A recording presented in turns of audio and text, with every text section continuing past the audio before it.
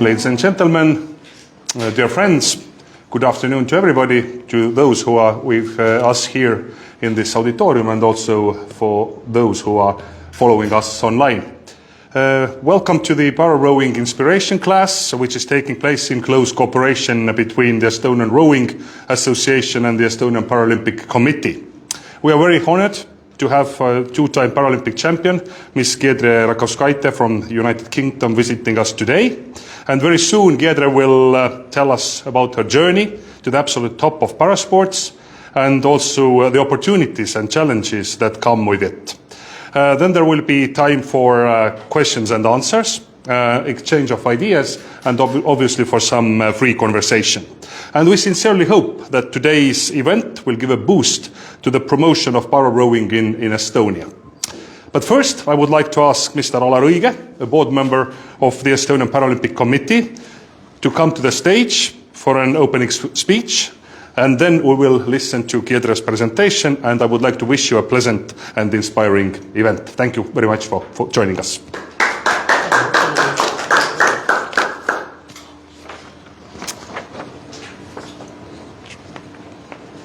Dear Olympic winner Giedre, audience here today, organizers of the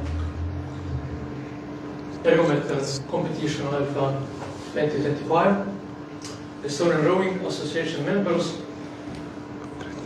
audience on the broadcast channels. It is my pleasure and honor to welcome before us today the two-time Paralympic winner of Great Britain, Lady Giedre Rakauskaite, the athlete of mixed box 4 paraboating plus para rowing 3. I welcome you as board member of Estonian Paralympic Committee. My lesser involvement with para rowing here and in Estonia stems from the fact that para rowing has been my favorite sport, one of them, and it's still in my heart. Anyway, I'm happy to thank you in advance for the participation on our today's para rowing motivational plus hour. And I wish you only the best successes in the future, both in the sport and in life. Be good, please take over the scene. Thank you.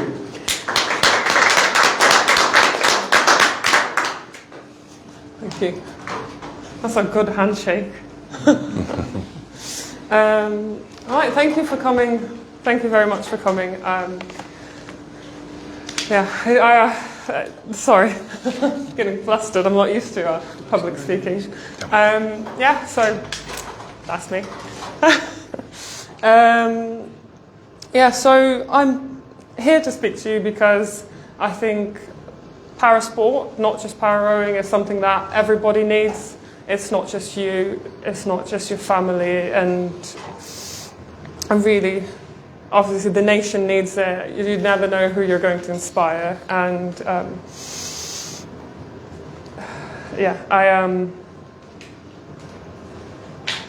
sorry,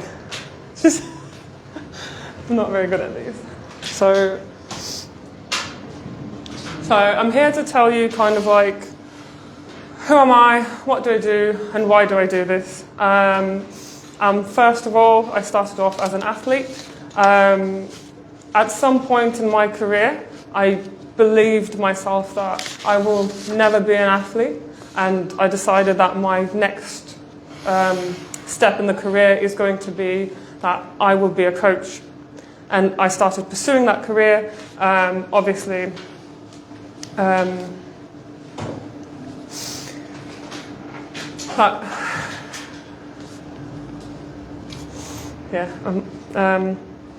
My apologies.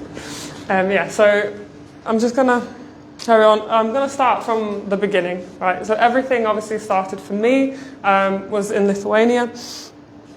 This is kind of where I started rowing. It's one of the most amazing sports. You get to do it outside. You do it in a nice lake. It's nice and warm in the summer. No one tells you about the winter. Yeah, 5 months on the ice, indoor, on the rowing machine. But obviously there's amazing races that you can do and attend throughout the winter, so it's not just lone training with the team. So I started rowing when I was 14. I've done other sports before. I did swimming, I did athletics, I did ballroom dancing from when I was little. I probably was never little. I was like this, 6 foot, 184 centimeters for a really long time now. And of course I played quite a lot of basketball just for fun because I was born in Lithuania. So rowing has definitely found me. Rowing is not really a sport that gets advertised a lot, at least not in Lithuania. It's not something up until the age of 14 that I've heard about or that I've seen on the TV. So rowing has definitely found me. Yeah, as I said, I probably was never little. I was always 6 foot tall. And the reason I stayed in rowing, like obviously I've tried lots of different sports. The reason I stayed was the environment, it was the team, and partly I really enjoyed the experience of slightly different teamwork experience was when I was playing basketball, I felt like, you know, I was waiting for the ball to get passed to me, to have it for 2 seconds, to then pass it back or try and shoot some points, and you hope for the best in those 2 seconds. Let's say if you're rowing in a 4, you're in touch of that, let's say basketball, you're in touch with that basketball for 25%. You own that 25%, and it's your responsibility, and you're always a part of that team. Without you, the ball is not whole. And that's why I really enjoyed rowing, because they couldn't do without me, and I couldn't do without them. So there is never an I in that team. Yes, so it was never a, you know, best assist or anything. You're all crossing the line at the same time. You're taking the same amount of strokes forever. Yeah. So what came next for me when I was 15 years old was a car accident that has left me injured. I have taken quite a long time to recover. It took me a year to start walking again. As soon as I was, even when I was not able to walk actually, I was asking my father, I was like, can you drive me to training? And I used to turn up to a training session on crutches into the rowing tank. I used to turn up and do bike, I used to turn up and do weights, and I could see the look on the kids' faces, and I was like, why is she here? And then, you know, give it a year, I'm walking, I'm rowing in a boat with them. I've kind of proven to myself and everyone else around that I am capable just like you, and that I can kind of, there's a term in rowing, I can pull my weight and I'll help you. And my biggest goal was that my coach Antanas, he has given me a huge favour by saying, I will wait for you. When you get better, I will wait for you, and there will be a place for you if you want it. And that was my drive. And once I got there, I did not, when I got to the team, went back on the team, I did not want to be the person who isn't quite good enough but is there. So I pushed myself hard beyond every single session to make sure that no one else thinks of me as a lesser teammate. So even though other people were able-bodied, I wanted to beat all of them. That was my goal. I was like, well, you're lifting 30 kilos, I'm going to lift 40. Yeah, so I kind of did not take pity. If me and my friends were on the bus and they gave me, like, oh, would you like to sit down? I was like, no, principal, I will not sit down. I need it, but I will not. In hindsight, I probably should have sat down because my foot was hurting a lot every single day. Yeah, so I think the support that came through my coach is something that I really needed, because he kept telling me that, you know, you can do this. It's not just me that was a little bit crazy in the head. That my coach was also telling me that, you know, you can do this, you've got this, you will be a champion. 14, 15, 16 years old, like that's so far away. Even if you don't believe it, if you heard it so many times, it's stuck in your head. So obviously my thing was just the fact that I loved being in the environment, I loved sport, and I loved the team. There was like 20, 30 girls around me who were also 6 foot tall. 184 centimetres. There were girls who were 196 centimetres, and I just felt physically at home. Like, we all could have been basketball players, but... and another thing that I've realised in this situation is that after a couple of months, you realise that life waits for no one. I didn't go to school for a year. School didn't wait for me. I had to catch up. I had teachers coming to my house and teaching me. I was at rehabilitation centres for kids. Teachers would come in the evening after you'd done your physical therapy. You'd go and do 5 hours of lessons at the rehabilitation facility. And the unfortunate fact is that you have to catch up if you want to be with it. And you definitely can. So obviously, as I mentioned, my next goal was to be a coach, which I have got the degree, I have qualified, and I've worked as a coach. Part of me was a lot of the time feeling uncomfortable. As I mentioned, I've always had a limp. So I know that as soon as I walked out of the house, I've got crutches on my hands or I've got a limp. And for a girl, not a nice look. Also, it kind of shows weakness. You don't want to show weakness. That was a big, it's a big psychological barrier for me. And I feel like if I have spent more time, like I have been doing now earlier on, in an environment where there are other people just like me, I would have been more comfortable. So right now in Team GB rowing team has supported me psychologically. I've spoken to a fair amount of psychologists, and I've spent time with people who don't have any legs.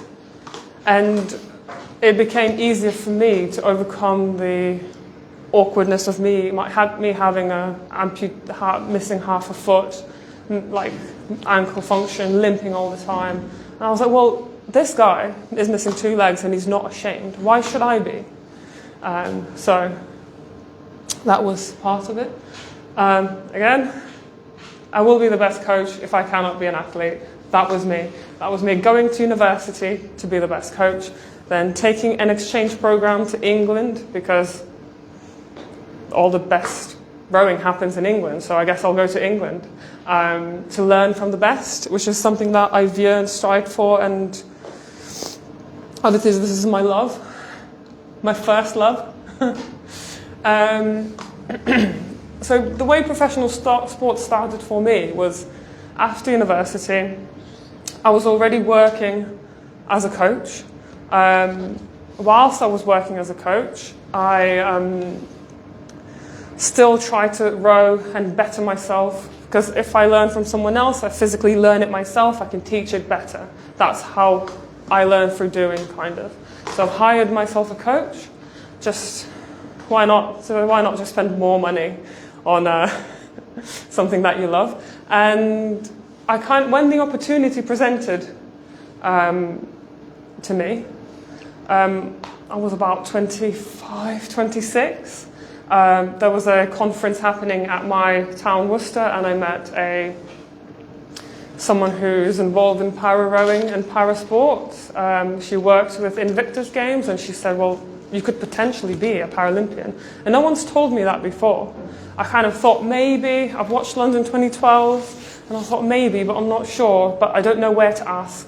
And meeting that woman was actually the first point where I think, actually, I'll give it a go, see what happens. What do I have to lose? And from that point onwards, my training was kind of like, right, this is the goal. I need to achieve that in order to get to the team. And I kind of started seeing the map of how I will get there.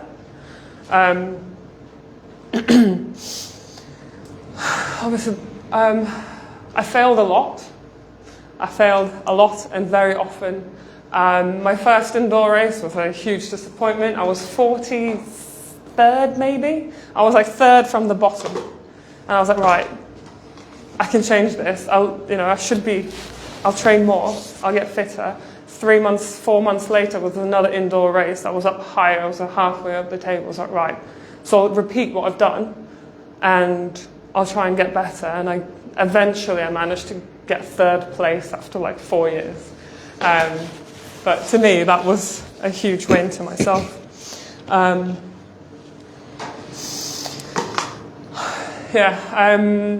first race on the water was I did not finish. So there was 3 fours. We were one of the 3 fours. It was a 1 kilometer race, and then we just have to get to the finish line. And the steering didn't go very well. The pressures didn't go very well. We just rode into the bushes. Everyone's disappointed. We're never going to finish this. This is our first race, and we've already failed. And to be honest, I've been failing for the last 20 years in rowing. You know, I've lived through so many injuries. I had a back injury that put me out. I've had a hip injury that put me out for 9 months. I think there's a following photo of hip surgeries, learning how to walk again, foot surgeries, learning how to walk again. And I had about 17 foot surgeries from the age of 15. My last one is in 2023, September. So in 2023, we qualified for the World Championships in September. 4 days later, I was having a surgery on my foot. And I need to recover from that in order to get to the Paralympic Championships, Paralympic Games. There's a lot of unexpected turns, but it's definitely nothing that was going to stop me, because at some point I have realized that my foot is in pain. And if I go to rowing, my foot is in pain. If I don't go to rowing, my foot is in pain. So at some point, not going to rowing, to training, or doing what I want to do, I am going to be in the same amount of pain or more, because actually I've missed on an opportunity, and you always regret the things that you don't do. So I really did not want to regret this.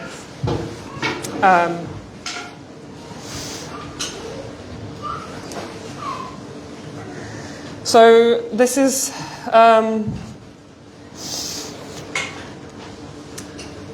the whole Paralympic team for Paris.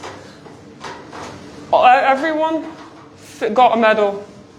So there has not been a Paralympic Games where everyone has got a gold medal, and there's 2 people that got a silver. So out of 10 people, every single person got a medal. That is the best result the GB Paralympic team has ever received and achieved, actually. So we train alongside the Olympic team, which I believe that is the biggest benefit you can have as a Paralympic athlete, is one, not be isolated to only Paralympic athletes and see what the best of the best, how do they do, and learn from the best and see, well, actually, maybe I can do this, maybe I can do that, maybe I can do more. And you will realise that you can do more and see how far you can push yourself. We use the same infrastructure, like medical support, food, like training camps, sometimes the same. We all go to the same World Championships, World Cups. We're not separated from them. They're elite athletes, we're elite athletes. It's the same pay for every single athlete, and that is something that gives us a boost as well, is that we are treated equal. We are equally bringing medals to the GB team. Sunday's always off. At least it is for the para team. It's not always for the Olympic team. So we are more equal. We do about 12 training sessions in that time. We eat 5 times a day. That's a minimum requirement. My fiance will tell everyone how expensive I am to feed. Yes, and rest is mandatory. I've not learned how to do that yet. I've spent most of my time rowing and coaching, rowing and studying, back to rowing and coaching. It's just, I haven't But I know you will do better if you rest. So this is just something that I kind of thought of. This is what a Paralympian needs. And I think these are 3 key points that you need. Is 1, a vision for change, support from people around you, and you need to keep driving yourself.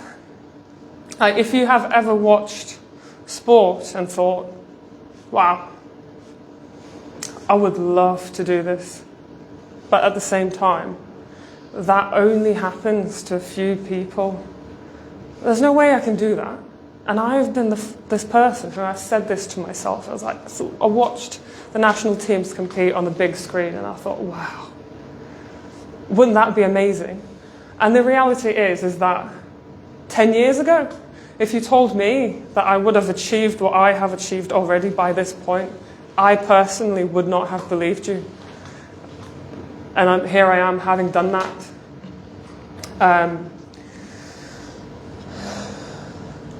There are some key points that I thought is quite useful to share. This is something that I use for my dissertation. And these are sort of seen and observed barriers to adaptive sports and participation.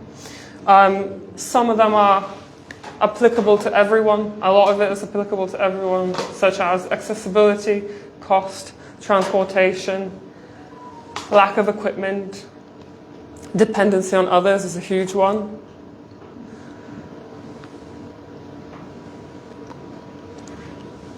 The word disability suggests negative perceptions where we might be perceived as victims, and the power of sport has a transformative tool of particular importance for women, and especially for women with disabilities, because they often experience double discrimination on the basis of gender and disability. And it has been reported that 93% of women with disabilities are not involved in sport. 93% is a huge number to not utilise. There's also some other horrific facts that sport can only change or help change for you as an athlete. So, and these are perceived health benefits of participating in sport if you have a disability. It is known globally, World Health Organization believes that 15% of population has a disability. If your population is 1.3 million, in theory, you have 200 disabled people, which you can improve their lives by providing access to sport and different activities. It will help you with socialization, the team culture experience. It will help you, all of this will help you get jobs because you meet people. My first job that I have received myself was through a friend who was the head coach. And simply because he knew me, he knew my work ethic, and he knew how much I loved sport, that's how I got my first job. I socialized enough to know enough people to get in.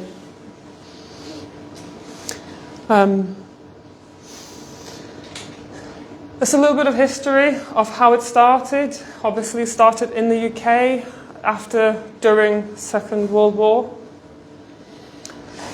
It was there to help troops who suffered from disabilities after coming back from World War II. And Sir Ludwig Guttmann was a Jewish neurosurgeon seeking asylum in the UK, so he was a refugee. The British government trusted him and tasked with the responsibility of creating a spinal stroke unit in Stoke Mandeville. Guttmann integrated sports therapy because he had a strong belief that physical activity has a profound impact in rehabilitation physically and mentally. And with the sport of archery, he started the Paralympics. Some really sad facts that I don't really think they exist. Unfortunately, We know that male suicide is 15 to 100. If you look at the stats for disabled men, the figure goes 3 times higher, and it's 48 to 100. So it spikes massively if a man has a disability. So you can help your nation by bringing women into a sporting environment and socialising them and bringing them to activity. Not necessarily sporting, it could be anything. It could be music, it could be art.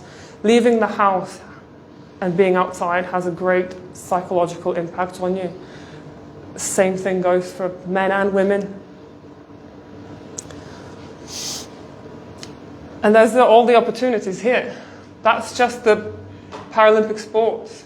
There are so many sports out there who don't go to the Paralympics, and you can still get involved. There's 22, 26 sports in total available, which should be advertised to everyone in the social media. Or not just social media, just in the media. The Paralympic sport, in my eyes, should be seen every single year. People forget that the Paralympics exist once, it's shown once every 4 years. So within that 4-year cycle, people forget that we're there, we're competing at the World Championships, the World Cups, we're training every single day. And if you can't, people say that if you can't see it, you can't be it. And that might be true, that might not be for some people. But it really helps to see and to know that people are out there just like you, struggling with walking, maybe they're in a wheelchair, maybe they can't see. And you need to put it out there that actually you're in the wrong environment. You will excel here. So I've already gotten to my next point is this is what's next. You have to make the sports visible. If you want more athletes, they need to know about you. You have to tell them. You go to the doctors and say, actually, we find quite a lot of athletes in the trauma units and who have had issues, and just say, people go to Stoke Mandeville and just say, hello, this is rowing. Hello, this is rowing, or basketball, or archery, or shooting. There's equestrian. There's a lot of sport out there. Do you have any questions? I've talked for a really long time. If I may begin, could you please share your best moments and memories from the Paralympics in Tokyo and Paris? On both occasions you returned with a very nice gold medal, which is presented just in front of us there. I mean, that's a pretty good moment. I say that memory is never leaving my mind. There's a lot of memories, actually. So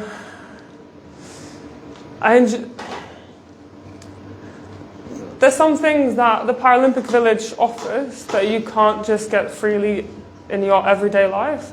So let's say Otterbock is a company that set up a headquarters in the Paralympic Village, and they help support Paralympic athletes who are don't have as much access in their home country. So they help them by creating better prosthetic care for you. So a lot of athletes just come out and try and get that. My personal favourite moment was the dining hall. There's just so much food. As I said, I eat 5 times a day, and there was food available 24 hours. At 2 a.m, I was in the dining hall. There's, I think the best, everyone probably heard about this, the muffins, the chocolate muffins. Yeah, they were really good. But yeah, the medal was great, yeah. But what about the spirit? Can you kind of feel a certain unity when you meet other Paralympians from different countries and feel yourself as a member of the huge global family? Yeah. So I think we make a huge effort of just being friends with everyone, because we're all in the same sport, we all love the sport, and we see each other 3 times a year maybe. So we're all friends with the Australian team, the German team, the Italian team. We all chat to each other on online, and then finally we get to see each other. That's that community sense that hopefully the friendship stays throughout the years. Next time we'll go to Italy and do a presentation. But if you win in the Paralympic Games or if you lose, is this emotion, does it have kind of the same power as in regular Olympics, or in Paralympics it's a bit more relaxed, that okay, we are having fun, we are doing other things as well, we are not maybe top? I can't answer that because I haven't been to the Olympics. I'll tell you in 4 years' time. Okay. No, so I understand what you're asking, and I think as athletes in the Paralympic sport, yes, it would be cool to have thousands of people like shouting your name and being in the stadium. That's huge. Every single time you compete. But the reason that Paralympic athletes compete is that it's something that we want to do. It's like a second chance for you to be something that you've always wanted to be. So if I've competed at Tokyo, there's 30 people in the grandstands. 30. And I didn't care because it took me 16 years to win a gold medal at the Paralympics.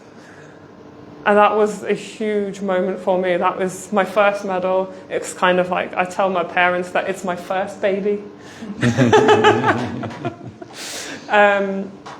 Yeah, it was a huge moment for me, and I can't really tell you. The pressure is still on because the pressure for us is the boat hasn't lost for 14 years, and you don't want to be the first one to lose. So the pressure's definitely there, but it's self-put on. Do you consider yourself a professional para-athlete, semi-professional, amateur? Professional, I'd say. Yeah, I do this 7 to 3. It's like a 9 to 5, but 7 to 3. And that's every day. And then, I'll probably go to university, or I'll go earn some more money on the side by working as a coach. Because you still need a bit of extra. Rent is really high these days.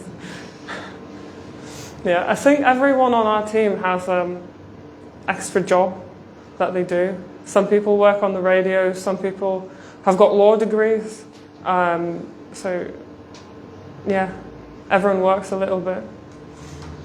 How you prepare yourself mentally? One thing is physical for training, but also important is mental health. Yeah.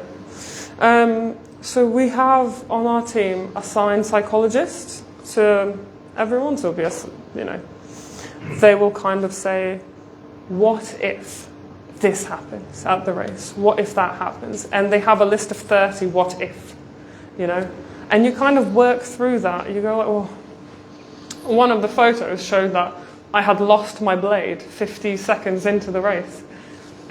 What if you lose your blade in the race? It just falls out of your hand. What do? You're trying to make as little mistakes following that as possible. So you put yourself through the worst physically, and you hope that mentally you can cope with it, because you've also prepared yourself mentally with the what if questions. Like before COVID, we had a question, we've been training together for 5 years. What if the Paralympics never happen? And that is a huge one, because we've been training for 16 years. It's not just 5. You've put your whole life into this. And some people were quite, I don't know, rowing has got a different place in my heart. But what if it doesn't happen? What if you don't go? What if you don't qualify? Was that the worst day of your life? You wish you never have done it? Or you buck up and try again? So for me, the what if was, so what? It doesn't happen, it doesn't happen. There's other more important things happening in the world, and I do not regret the 16 years that I have spent in rowing. So, as you go through the races internationally, you kind of know what the pressure's going to be like. And I think in para-rowing, it's great that we, as para-athletes, get to take part at the World Championships with the Olympic at the same time and the Paralympic. Because we get to be on a lake We get to be on a lake surrounded by lots of other fast boats. And when you're training, let's say you go out for a training session in the morning and in the evening, and there's hour slots where you're allowed to do that. Suddenly, we're the little person, right? In our race, we're the big person, right? Everyone's trying to catch us. But in the training environment, everyone is overtaking us. Everyone is faster. Everyone's just moving past you like it's nothing. And the water is constantly like throwing you around because there's a German men's 8 is going by. You know, the English men's 8 is going by, and they're really fast and disturb the water, and you get flustered. You have to stop. You have to let another crew go past. That is really difficult to prepare for a race when everything's around you moving and almost like, who are you? So what? We're going, you know? And when you go to the Paralympics, all of the Olympic athletes are gone. So suddenly, we're the fastest ones. We're leading. We're overtaking. Everyone is stopping and giving us the way, and they're moving out. So that's when we get the huge boost, and we're like, yeah, we got this, you know? So I guess we've been in an environment that's more stressful. And then coming back to the Paralympics, it's almost easier to deal with it. Before we continue, do we have any questions from our audience online? No. Okay, hopefully we will have some. But what about the media entrance? How does the growing media attention and live broadcasts help to increase the popularity of parasports in your eyes? Sorry, what costs? The growing media attention and live broadcasts. So it obviously the rowing gets shown on TV. World Cup, the Olympic squad is there. We're there. We get shown on the BBC channel, which is great because it is the commentators commented on us. They commentate on our disabilities. So the public who are watching, they know what our disabilities are, and therefore they can relate to that.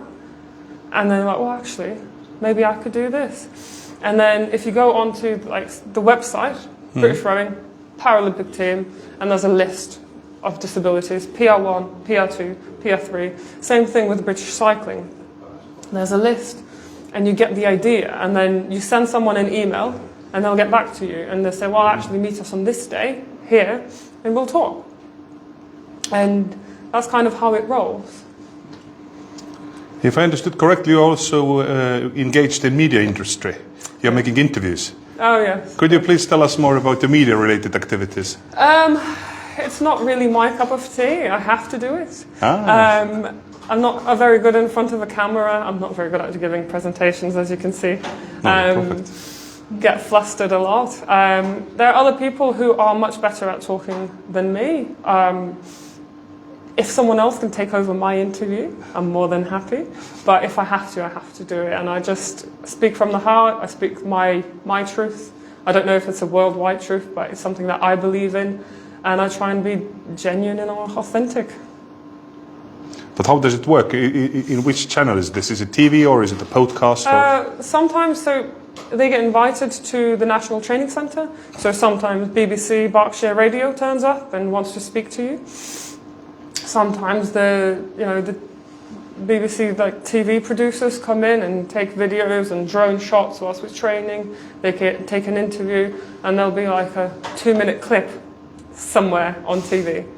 You know, it's usually like before the World Championships, before the Olympics and the Paralympics, and then there will be after, depending on how well you did. Do you have any more questions? I would ask, for example, what would be the message from you, or what would you say to people with a disability in Estonia who are sitting in their homes, or their parents, or their close ones, and thinking that what could I do? I cannot do anything. Where to start? Okay. Do you get my question? Yes, yes. Probably first one is get in touch with any sporting organisation. The hopes from me is that the sporting organisation has someone that answers emails. So as soon as you want to get a reply, if you send an email and you get no response, you send another one to another organisation, there's no response, it drops your motivation. So you definitely want to get a response and see where it takes. You know, even if, let's say, that disability does not fit your sport, and say, actually, you can do boccia. Do you want to try boccia? This is where we do this, and I'll pass you the email, and then you'll speak to a different sport. There's, as I said, 26 sports, 28 sports to choose from, and maybe there's a local archery team. You see, like, my father drove me to the first 3 months to get back to training because I couldn't walk, and I really struggled on crutches. So for the first 3 months, 3 times a week, he drove me to training. And eventually, I liked it so much, he was like, well, you go by yourself. You want to do this. And then I was like, well, why wouldn't you take me to training? And I was like, well, you want to go, you go. And then that kind of gave me that independence. So first, you need a boost from your family. So actually, yeah, I'll take you there. I'll take you now. Let's go. So you want that family support. And then once you're kind of hooked in, you'll be like, well, actually, maybe you can take the public transport. I don't know how accessible public transport is in Estonia. Where do people live? Well. Maybe people can drive. There's mobility cars that you can be provided. Maybe the Paralympic team can support in the way of just collecting athletes from a certain part of the city and then bringing them back at the same time. Because, as you said, there's a cost for, as I mentioned in the table, there's a cost for transport. There's being dependent on someone. If you're really visually impaired, you need someone with you all the time. So I'm sure if you have someone on the team working for you, the parents would be happy to be like, oh, actually, yeah, you can spend time for 3 hours of the day with these people and you can do this sport. You know, you can do cycling with a guide.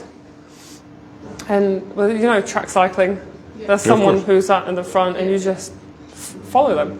And that's just something that's just interesting. You learn how the curve works on the track. So. But before you were talking about that you're a coach as well? Yes. I was very welcome back. Okay. Yes. So that is the best part for me, that I was very welcome back. Okay. And that is something that I was afraid of the most after the injury is who's going to want me? Okay. What coach is going to accept me to a rowing team? Like, I'm limping all the time. I almost lost my leg. Like, I've got some of it left, and I was like, but really? You're going to take me back? So that was a huge boost for me. I was like, well, actually, if you're going to take me back, I will work my... But you were not to swear. Also of becoming a coach yourself? Yes. Yeah. But that came later, around the age of like 18, 19. Okay. I always carried on rowing, but I thought, well, my best score was 7.16 by the age of 18. So I was like, well, maybe this is not really going to work out. Okay. So I was like, well, I'll become a coach and I'll learn from the coach. I want to be in the sport. I want to be in the environment. I'm obsessed, as you can see. So.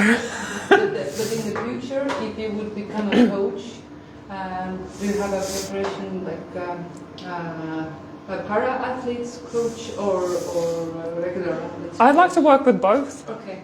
Yeah. Okay. Yeah. No. So if you know how to coach anything, you know how to coach para as well. It's not that different. It's the same. Please. I'm going to cheeky and ask a question. You said to me before that one of the biggest problems with parasport is it's on TV only once every 4 years. Yeah. Is that the biggest problem, or are there other ways to promote it? It's a problem for recruitment, I guess. If people know which door to knock on, then that wouldn't be a problem. But also you want to see that it's the public views it as an equal sport to any other elite sport. So if it's not shown outside of those 4 years, then is it an elite sport? So people want that sort of equality. You know, people, just as much as basketballers inspire kids, I'm inspiring kids to be a Paralympic rower. you know, and I want that to happen more than once every 4 years. More questions? Earlier you said that you train with the Team GB brothers as well, and Yeah. that when you go to like bigger competitions, then obviously the para teams from other countries are there. But is there a strong sense of community within all the Paralympic athletes in Team GB, or is it more so just based on what you do? No, so yes, there is a big tie to the Olympic and the Paralympic team. We kind of all mix together in the same room when it's time for like second breakfast or lunch. We're not segregated in a way. So like I'd say my most impressive moment for that kind of team unity was when one of our athletes, Benjamin Pritchard, a single sculler, he's a T6 paraplegic in a wheelchair. He was doing a 2-kilometer test, and 16 Olympic men came from downstairs to watch him produce his best performance ever. And every single one of them was shouting for him, supporting him, pushing him on. He was no longer seen as you're not just a para-athlete, you're an athlete. We're an athlete. So I think that was like the proudest moment for me of seeing that unity of the entire team. It's not just us supporting Ben as the para team. The Olympic side was also supporting Ben, because they watched all of his races. They watched him come 4th, 3rd, 2nd, and they want him to come 1st. So that's how we're going to support him and make him better, and hopefully push him on to get a gold medal. And his first gold medal was in the World Cup 3 in Poznan, I believe, which followed through very nicely to Paris gold medal. And another question I had was, you mentioned earlier that most of the people on the para team have jobs that they may go to after they've done when they're 7 to 3. Yeah. Is there a difference between the para team and the able-bodied team? Do they also have jobs on the side, or do they get sponsors? Or? Yeah, some of them do. It also kind of depends what kind of accommodation you're in. A lot of the para athletes have to have accessible accommodation, which means it's a little bit more expensive to rent. But yeah, a lot of the Olympic athletes also, because the funding isn't that huge, especially if we lived up north, near Nottingham, that'd be a lot cheaper. But we're down south in Henley-on-Thames, and it's an expensive place to live, and unfortunately, if you want to be 10 minutes away from the training centre, that is where you live. Is the funding exactly the same? Exactly the same, yeah. But what about sponsors? Do you have Rowing doesn't have that many sponsors. No. So private sponsors? I personally don't. If anyone wants to sponsor me, I'm open.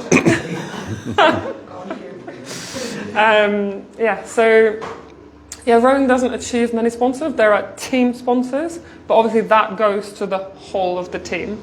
So I don't really know what the logistics, how does that work? There's a few people have like Adidas sponsorship, so like one athlete on the entirety of the para team has Adidas sponsorship. Some people have private from people that they know who run other companies, because they're like friends of a family friend or something like that. Not many people have sponsorship. But yeah, a lot of us just have a part-time job.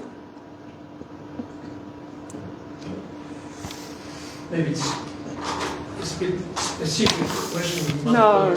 interesting, technically for me. Do you have involved into the para-rowing team, Great Britain, people with visual disabilities? Yes, no? Yes. Yes, it's a visual impairment. So it's a B1, B3, and But B1. Is this your team? So no one in this team has a visual impairment. We've got Erb's palsy. We've got someone who's a haemophiliac that affects his limb movement, range of movement. Also, it's not great being a haemophiliac, as it turns out. I've got a foot damaged, like ankle mobility issue. Yeah, some people have CP. One person in the double, he's a B2. So the double who won the silver medal, the boy is a B2, I believe.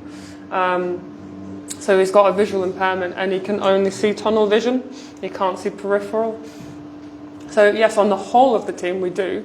Last in the Tokyo Games, the girl rowing in the bow, she had peripheral vision and didn't have forward vision. Yes, so we do have. Thank you. More questions? Do you have any from our viewers? No? Then I would take the opportunity to ask the final one. What is your goal for the weekend? We have Alpha 2025 competition, so based on everything what you said, nothing but the win is good enough. Well, yeah, I'm going to try and win to the best of my ability, and if it's not my day, I'll come back next year. Okay. Thank you so much, and good luck for the competition, and we are much. really appreciative what you have. Do people want to have a look and touch the medal?